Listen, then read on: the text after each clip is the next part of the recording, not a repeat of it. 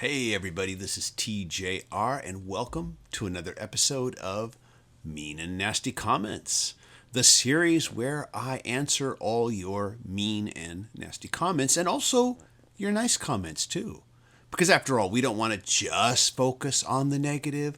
We don't want to just put the spotlight on the mean and nasty stuff, because if we did that, we'd just be encouraging more people to leave mean and nasty comments on this channel. And we certainly don't want that. That would just be giving me a wealth of material for future episodes, and we certainly don't want that. So let's start with a positive comment before we get to the nasty stuff. And this particular comment here is in regards to my recent video where I looked at the 2025 Record Store Day list. And this comment comes from @RSD.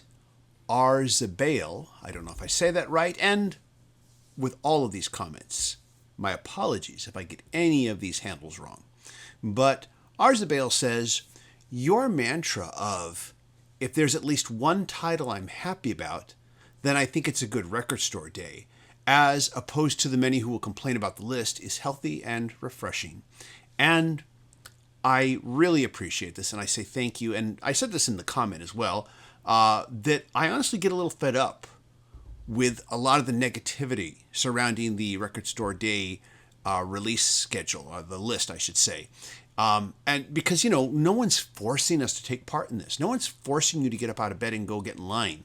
And I always have said that if there's just one title that I'm excited about, then it's a good Record Store Day for me. Thank you, Arzabel. I do appreciate that.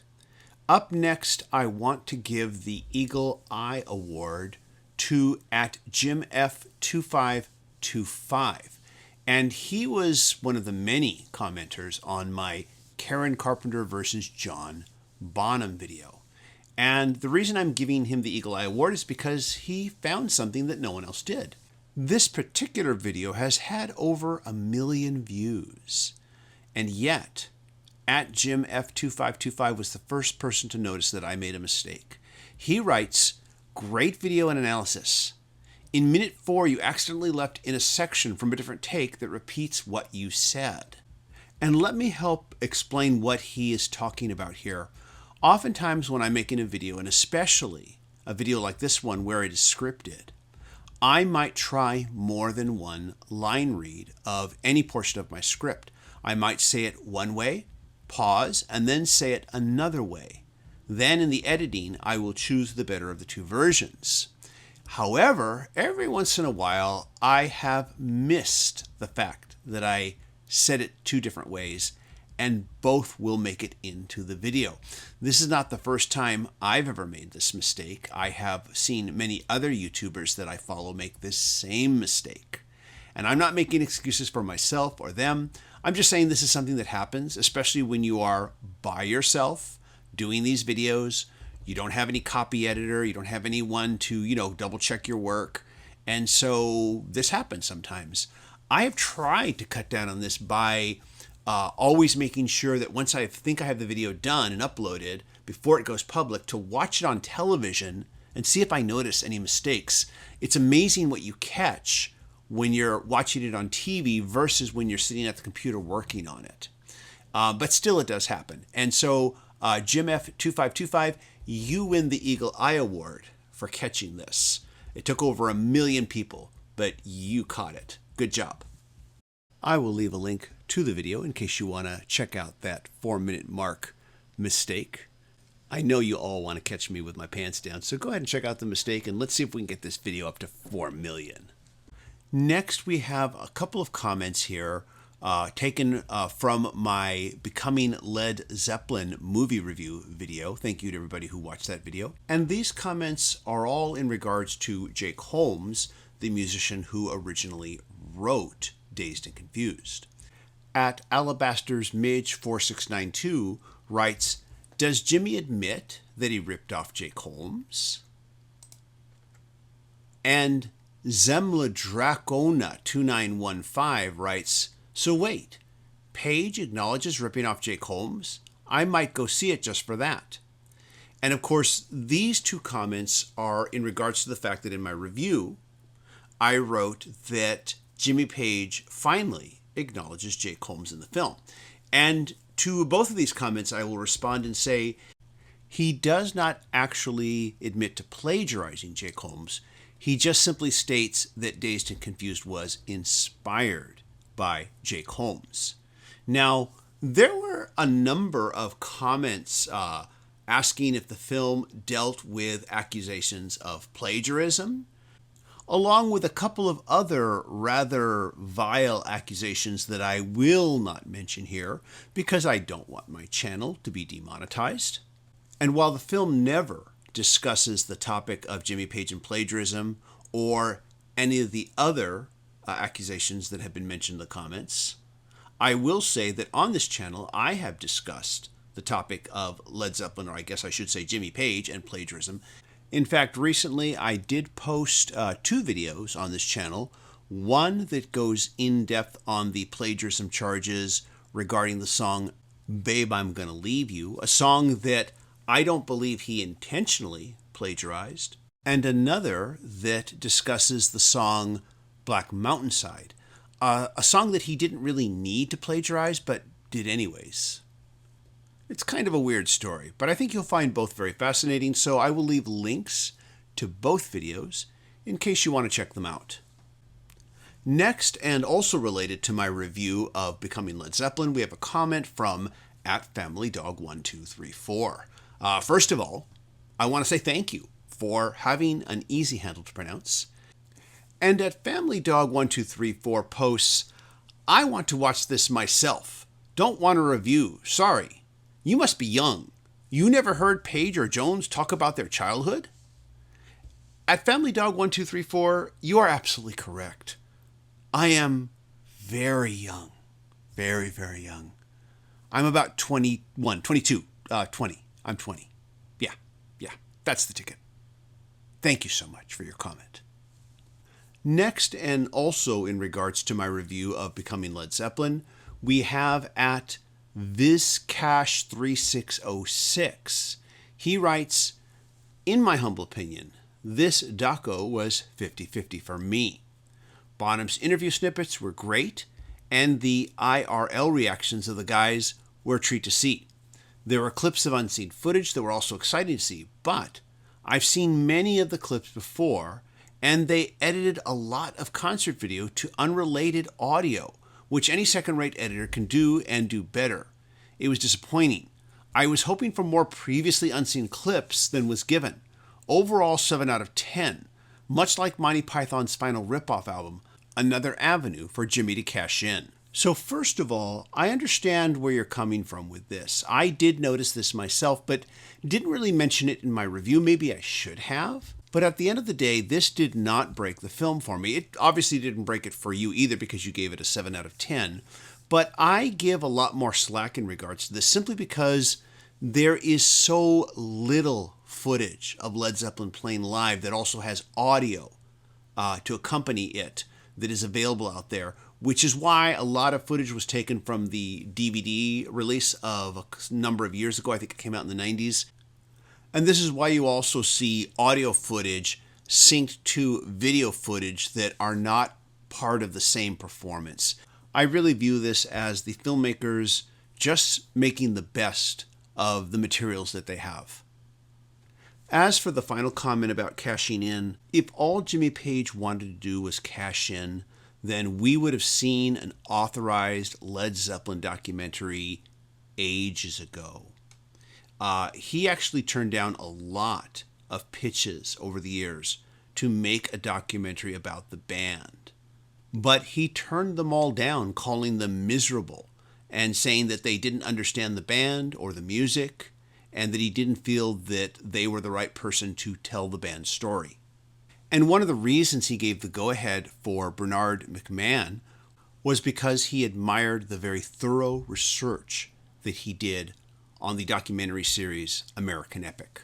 Next we have @Robert Wheatley 2471 who writes, don't people know enough about this band after literally half a century? Or is this another one of Page's cook-up ideas to keep it going ad nauseum? It just goes on and on. I grew up on Zeppelin over 40 years ago, but enough already. Let it go. At Robert Wheatley 2471, apparently not. Apparently there's still a lot of demand to know more about this band. That is probably why this film has done so well at the box office with just an IMAX release. And in fact, I found out a couple days ago, it's going to get a larger release. This means in more theaters, not just IMAX, on February 14th, which as I make this video, as the date of making this video, is just a few days away. And as I said in the last comment that I addressed, if Jimmy Page just wanted a cash grab, we would have seen this documentary ages ago. And I will also use this moment to take the opportunity to mention that another reason why Jimmy Page turned down so many previous pitches for a Led Zeppelin documentary is because none of them were pitched as being as music-centric as this film was. Next, we have a comment from at DLEW Twentorla1210. That's my best attempt at saying that one. Not sure if the film was more about the first two albums rather than Zeppelin's first year together, how they grew and bonded as artists, how they became a massive success in such a short time frame. 2 albums were the byproduct within the band's first year together. Great review, and completely agree there could be a few more follow-up docs continuing their success and growth as musicians. And honestly, I think you hit the nail on the head there. And I hope that in my review, I did not in any way imply that I thought the film was just about the making of the first 2 albums, because if I did, that was not intentional. Actually, yeah, you really hit it on the head here, and I think that's exactly what the film is about. I should also mention that while I did express hope that we might get a second or third film in this series, from what I understand, there are absolutely no plans to make any more. The filmmaker was only interested in telling the story of the band's early evolution leading up to their second album, and that's all. And let's close the topic of the review of Becoming Led Zeppelin with a comment from at Carlos12330, who says, "Fantastic movie. Watched it yesterday with my 20-year-old granddaughter. She is now a committed full-on Zeppelin fan. We came out of the cinema and she said, 'Gramps, you are so lucky to have lived when you have.'" At Carlos12330, that is a wonderful comment from your granddaughter. And thanks for sharing that with everybody. Finally, I want to address a couple comments from viewers regarding my video where I unboxed the Rhino high-fidelity pressings of the Doors catalog. This is everything starting with their debut album leading up to LA Woman. And our first comment comes from SJ Bang 5764, who writes, "What if you've heard every one of these albums to the point where you are totally sick of them? I haven't listened to a Doors album in 40 years. There's too much new stuff out there to capture my attention and imagination. But in their day," and then he trails off here. And SJ Bang 5764, if you're sick of listening to these albums, you need to stop listening to them. I do want to say it's great that you're listening to new stuff. I spent quite a long time on YouTube reviewing new releases on this channel. And even though a while back I said I'd become more interested in discovering old music that I never listened to previously, I still am getting turned on by new releases. I maybe should talk about them more on this channel. But also, I should mention that Doors fandom for me is kind of new, because for the longest time, for decades, a good portion of my life, the Doors have just been a greatest hits band for me, with the exception of the album LA Woman. For a long time, that was the only album I owned by the Doors. It has only been recently, within the last 5 years or so, that I began to actually listen to the albums. So they are still relatively new to me. But I do commend you for checking out new music. Next, we have a comment from at NewDays007. He writes, "What a joke this is. The Doors, 1967 to 1971 Rhino High Fidelity box set. The Doors, parentheses, artist, composer, performer, end parentheses, format, vinyl. $679.99. New Days 007. I'm not sure really where you got that figure from, because this set sold for roughly about $259. And that was the cost of the box set, the limited edition box set. And now that they are all being released individually, it's the same price if you buy all of the albums. You just don't get the box. Again, I'm not sure where you got this number from. Perhaps you're quoting an aftermarket price. I personally refuse to pay aftermarket prices on these sorts of things, and I encourage everyone else not to pay them either. And last but not least, we have a comment from @LexPeter735, who writes, "Seriously, TJ, these albums have now been released as superior sounding recording / remastered over 5 times now. Just like Dark Side of the Moon and Bat Out of Hell. How much money do the record companies think the fans have at their disposal?" Well, @LexPeter735, apparently they think we have a lot of money at our disposal. Of course, I will agree with you that we really don't. But again, I can only offer my perspective. And as I said earlier, being a fan of the Doors albums and not being just a greatest hits fan is new for me. I never bought any of these previous reissues, so this set is perfect timing for me. I think what made this set so attractive to so many buyers is the fact that this was an all-analog repressing from the original master tapes. And prior to this particular re-release, the only way you were going to get an all-analog vinyl pressing taken from the original master tapes was if you sought out the original first pressings. Something that is very hard to find in really good condition, and also quite expensive on the aftermarket. I know there have been a lot of previous reissues and remasterings, and if you like those, then this set may not be for you, but it is for some of us. Thanks for your comment. And that wraps up this edition of Answering Your Mean and Nasty Comments. As always, if you like these videos, be sure to click like, click subscribe, and hit the bell notification icon so you never miss a video. And hey, leave a comment. Thank you to my Patreon supporters. Patreon supporters do receive exclusive weekly videos not available on this channel. You can become a Patreon supporter by going to patreon.com/TJR the original. And if you can't do that, you can always just leave a one-time super thanks. That helps keep the lights on here. Or you can just click like, which is free and helps this channel a great deal. In a few moments, you will be seeing some recommendations for other videos that I have created that you might find entertaining and interesting. Please check them out. And who knows, maybe you'll also leave a comment there too. Everybody, thank you so much for watching. Really appreciate you taking the time to hang out with me and talk about music. And I'll see you all in the next video. Take care. Bye-bye.